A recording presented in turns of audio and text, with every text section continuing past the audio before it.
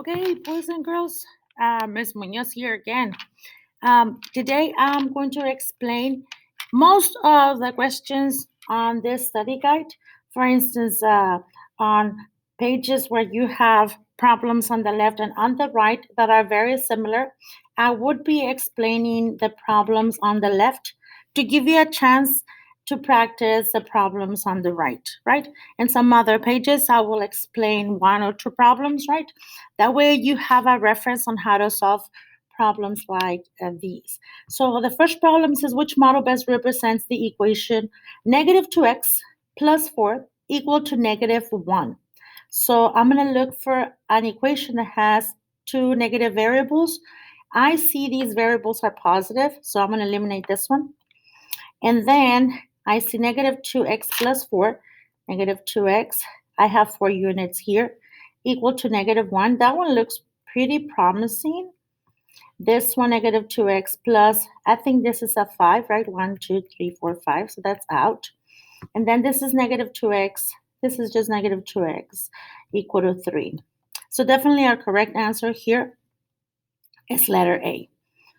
Then if now you try to solve problem number 2, you can pause the video, right? Try number 2. And then problem number 3, here it says the model shows, and this is a little different of what we've been doing because notice here you have negative 3x plus 5 equal to negative 2x minus 1. We have x's on both sides of the equation. But remember, an equation is like a balanced scale, and you can remove and add as many variables and numbers as you need to, as long as you do the same on both sides. So here it says what value of x makes the equation true. What I see here is that since I have variables on both sides of the equation, I can say, well, if I eliminate this one, like I remove it, I can remove one of these right here, right? Like those are gone, let's say. I can remove another one. I can remove another variable, right? And then I can remove another variable, right? Why? Because I'm doing the same on both sides of the equation. In a way, now I only have this one, negative x, plus 5 units equal to negative 1. And I'll take it from there, right? I will say, okay, after this, I say my variables on the left, inverse operation of adding 5 will be subtracting 5 here and subtracting 5 here. This gets canceled, and now I have negative x equal to negative 1 minus 5 is negative 6. If you wonder why, negative 1 minus 5, I'm going to do it down here. Negative 1 minus 5, we do KCO, and it's negative 1 plus negative 5. And that's how you get negative 1 minus 5 is the same as negative 6, right? So here I have negative x equal to negative 6. Do you remember during the class I said, well, one variable has a coefficient of 1. This is like negative 1x. So the last step here would be to do the inverse of multiplying by negative 1x, by negative 1, which will be divided by negative 1. I will divide by negative 1 on both sides of the equation. And then negative divided by a negative is positive, positive 1x, equal to negative divided by a negative 6. And so the answer here is D. Again, how did I get that equation? I did what but I know what to do when I have an equation. If you have the same, items on both sides of the equation, you can remove them as long as you remove as many of the same on both sides. So I removed 2 negative x's on each side, and then I end up with negative 1x plus 5 equals to negative 1. And then I just solved the 2 steps. I subtracted 5 first, and then I divided by negative 1.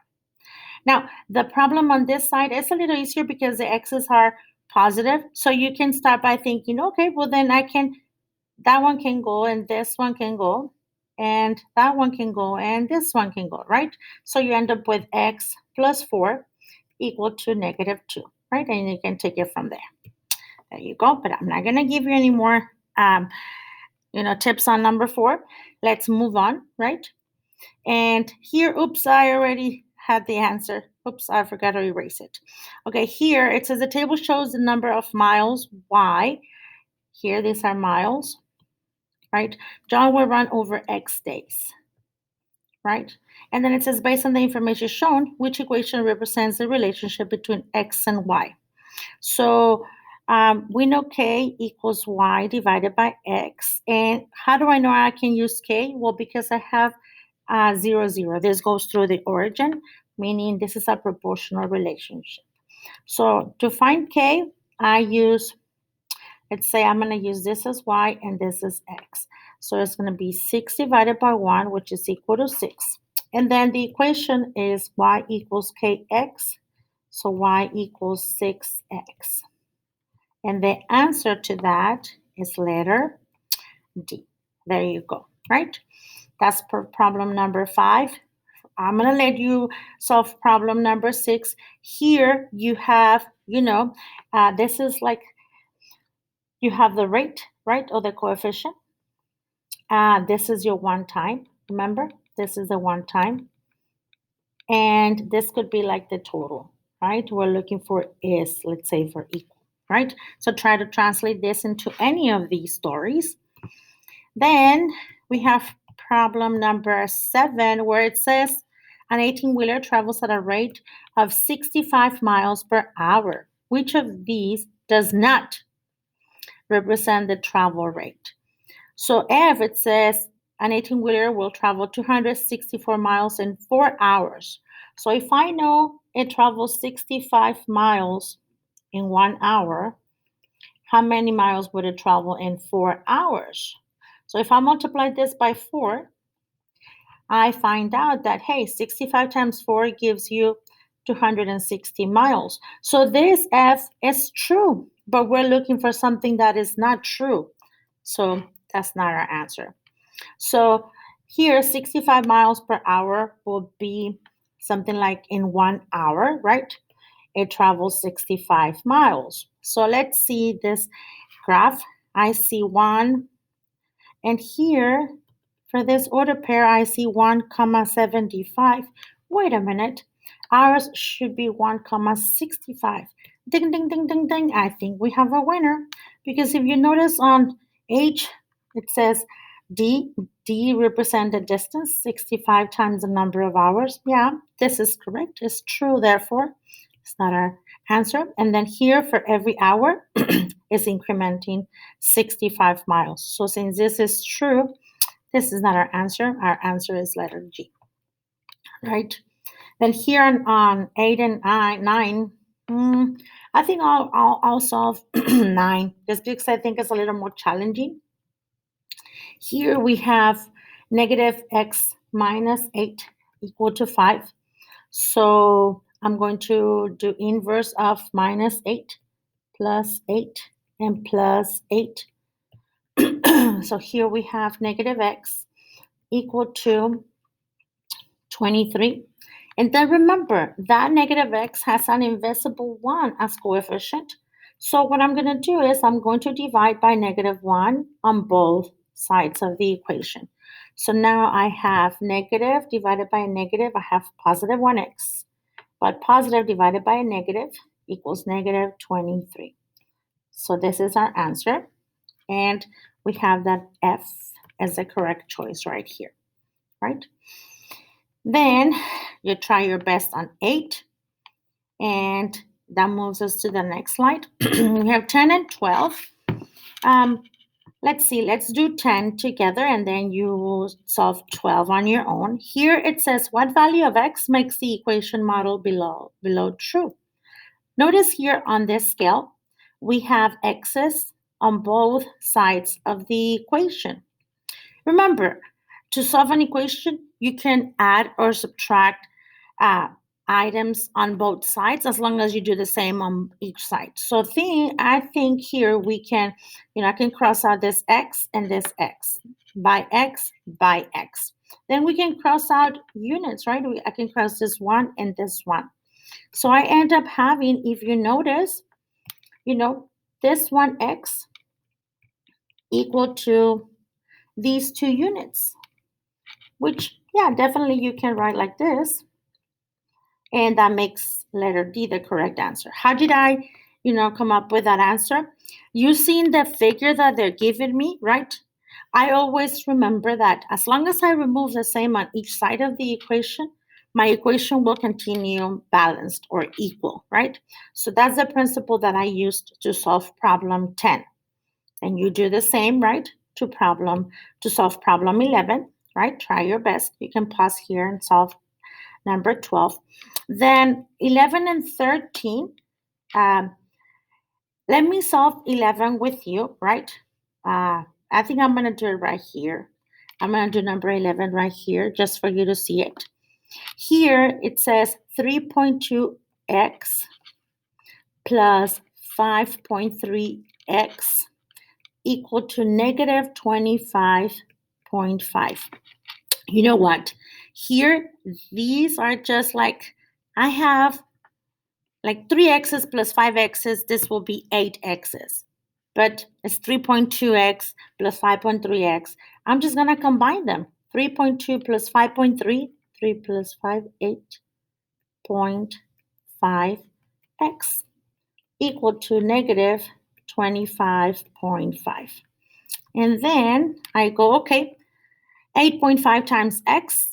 To isolate this x, I'm going to divide by 8.5. I'm going to divide 8.5 here, and I'm going to divide by 8.5 here. So this becomes a 1 whole, 1x equal to negative divided by positive is a negative. 25.5 divided by 8.5, guess what? This is 3. So our answer here will be negative 3. There you go. Just like that. What I did was just to combine the x's, right? I added the 3.2x here and the 5.3x. I ended up with 8.5x. Then I divided by 8.5 on both sides of the equation. And bam, there's your answer. I'm going to give you a heads up on problem 13 as well, just because it's a little different than what we've been doing, right? It is not difficult. The only thing that is different on 13 of what we've been doing is that now the x, if you notice, is on the right side of the equation. Remember, we can like switch this or, and then still will be correct. Look, I have negative 8.48 plus 4x equal to 82.24. And then here, what I would do is I would add inverse operation of, negative 8.48. I would add 8.48 on this side, and I would add 8.48 on this side. So we would have 4 times x equal to 12. Then we have 7 decimal 10. Then we have 9. And then last but not least, you will divide by 4 on both sides, and then that will give you the answer, right? So I'm going to let you just find the answer, which is just dividing 90.72 by 4, right? So you finish this problem 13. And then let's see, on problem 14 and 16, it's sort of the same situation. You have variables on both sides. And remember, you always think of the principle. I'm going to explain 16 that you can remove as many things as you can as long as you do the same on both sides of the equation. So here I'm going to say, okay, I'm going to remove that x and this x, right? Then can I remove units? I can remove 1 and 1, 1 and 1, 1 and 1, 1 and 1, 1 and 1. So that leaves me with an equation that looks like, let's say, I have here how many single ones? 1, 2, 3, 4. So it's 4 equal to negative x, and that's it, right?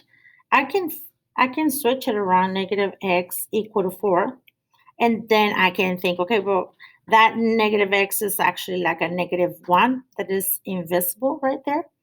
So I can divide by -1 on both sides of the equation, and that will make my x positive. So I'm going to say, okay, x equal to -4, because here +4 divided by -1 equals to -4.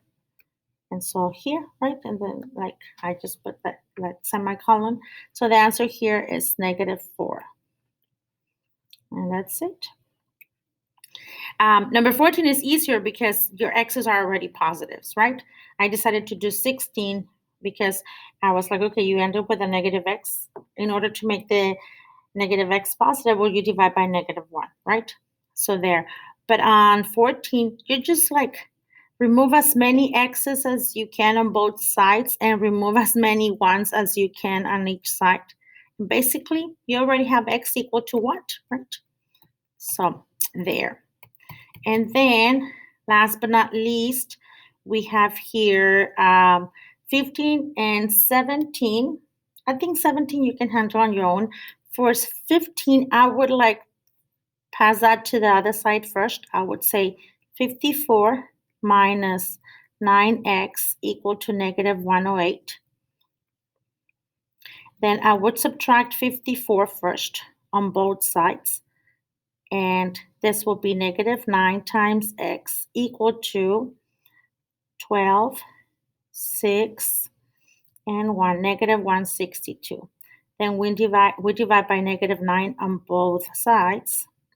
And we have that x is equal to 1 positive 18, right? So this is the answer. I just like swap the x to the left, right? And on this one, I think it's simple. Oh, announcements. Good afternoon. Thank you to everyone that participated in Marble Monday today. Tomorrow is Greek Day.